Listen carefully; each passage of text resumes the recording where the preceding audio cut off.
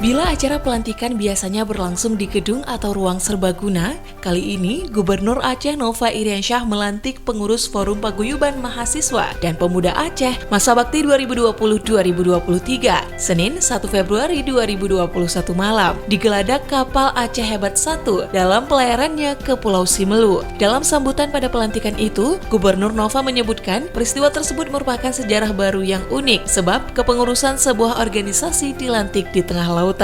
Gubernur juga mengatakan, di era keterbukaan ini, peran pemuda dalam pembangunan semakin strategis. Peran itu sangat dibutuhkan untuk mendukung pembinaan sumber daya manusia, mendorong suksesnya program pemerintah, dan untuk mempercepat transformasi pengetahuan agar generasi muda siap bersaing di kancah global. Nova pada kesempatan itu kembali menyatakan bahwa dirinya sama sekali tidak anti kritik. Pemerintah Aceh, lanjut Gubernur, selalu terbuka untuk setiap masukan yang bersifat membangun atau konstruktif yang disampaikan dengan cara-cara yang patut dan elegan. Karena itu pula, Gubernur memberi perhatian bagi pembangunan kepemudaan di Aceh agar mereka dapat terlibat dalam pembangunan, memantau, mengoreksi, memperkuat, dan mendorong ke arah yang tepat. Selain itu, Gubernur juga menyebutkan bahwa Aceh masih berjuang menghadapi pandemi COVID-19.